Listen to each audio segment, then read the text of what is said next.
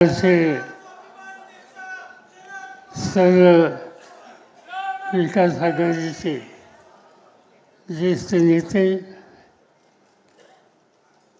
आणि गेली 2-2.5 तास अतिशय उत्साहाने या ठिकाणी आजच्या या सोहळ्यामध्ये सहभागी झालेले आपण बंधू भगिनींनो, काल स्वातंत्र्याचा दिवस आपण साजरा केला आणि आज आघाडीच्या वतीनं उद्याची महाराष्ट्राची आपली दिशा काय राहणार आहे आणि जे काही महाराष्ट्रावर संकट आहे त्या संकटातून महाराष्ट्राची सुटका कशी करता येईल या संबंधीची एक दिशा महाराष्ट्राच्या खेड्यापाड्या शहरामध्ये जे आपले लाखो सहकारी आहेत त्यांच्यापर्यंत या आजच्या सोहळ्याच्या माध्यमातून पोचवावी, त्यासाठी आजचं हे आपल्या सगळ्यांचे संमेलन आहे.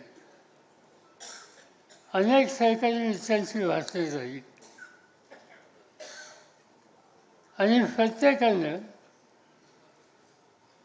महाराष्ट्रामध्ये जर परिवर्तन करायचे त्यासाठी काय करण्याची आवश्यकता आहे याचं उत्तम मार्गदर्शन हे आपल्या सगळ्यांच्या समोर केलं. फक्त महाराष्ट्रापुरता विचार हे करण्याचे दिवस आता आहेत असं मला वाटत नाही. महाराष्ट्राचा विचार करावाच लागेल, पण अजूनही देशावरचं संकट पूर्णपणाने गेलं असा निष्कर्ष काढता येणार नाही. लोकसभेच्या निवडणुकीच्या वेळेला एक भूमिका आपण मांडली संविधानाच्या संदर्भात. मी जबाबदारीने सांगतो की ज्या निवडणुकीमध्ये काही प्रमाणात यश आलं,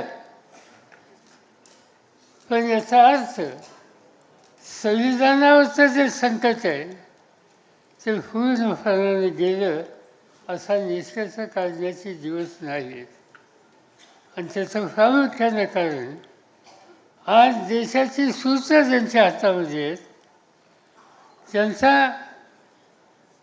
या सगळ्या संविधानात्मक संस्था, विचारधारा आणि तरतुदी यांच्या संबंधीची आस्था नाही.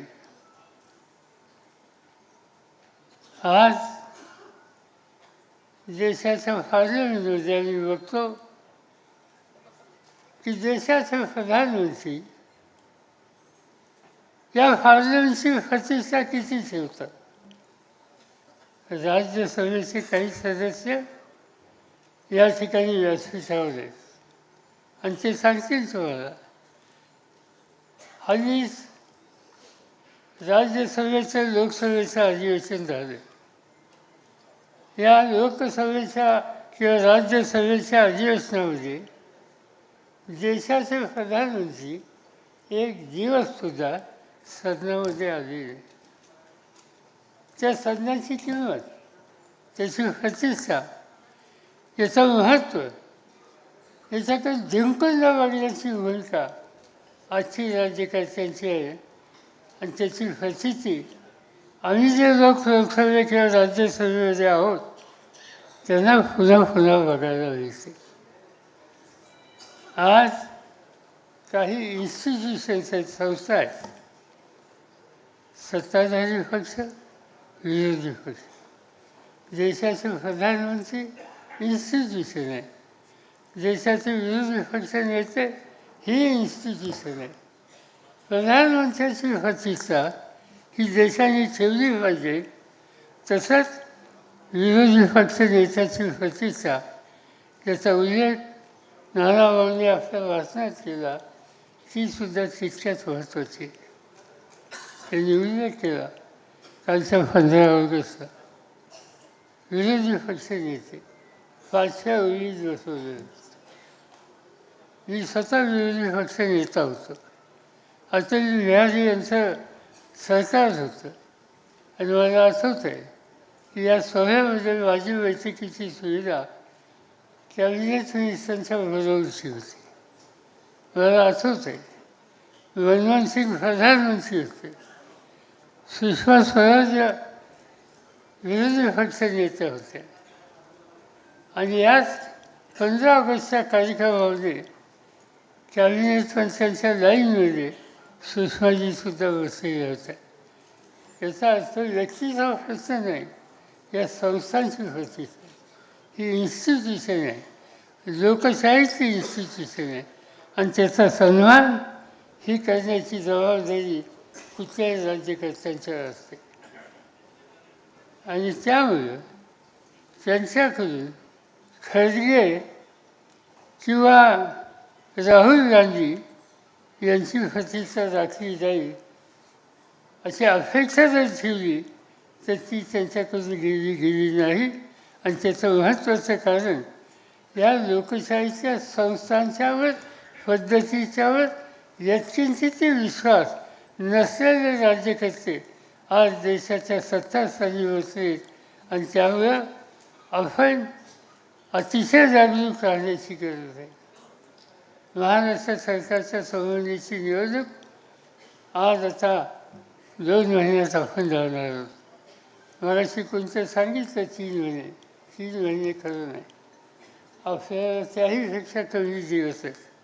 आणि या कमी दिवसामध्ये या तिन्ही पक्षांनी आणि आपल्या अन्य मित्र पक्षांनी एका विचारानं सामान्य लोकांच्या जाऊन त्यांच्या जागृती निर्माण करून परिवर्तनाचा विचार हा त्यांच्या मनामध्ये रुजला पाहिजे.